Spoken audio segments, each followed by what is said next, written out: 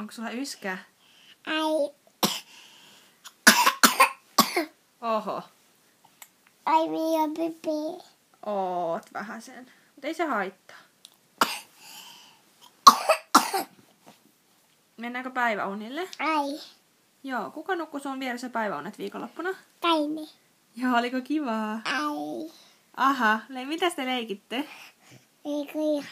Oliko se kivaa? Ai. Onko ihan väsy? Ai. Höpö. Mitä me käytiin hakemassa ulkoa? Padu kissuna.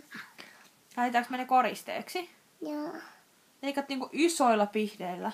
Ai. Joo, saatiin niiltä kaupunkitekniikan miehiltä, jotka oli siellä hommissa leikkaamassa pajukkoa pois, niin saatiin pihdit lainaa. Ei tarvinnut leikata keittiösaksilla. Älä kerro isille, että äiti meinasi leikata keittiösaksilla niitä pajunkissa. Ethän kerro isille. Ai. Joo. Ai. Mitä äidin paidassa on? Ei ole kissa tuolla. Ei, mutta missä se on meidän kissa? Missä Pippi on? Peppi! Pippi. Peppi! Pippi. Pippi. Pippi.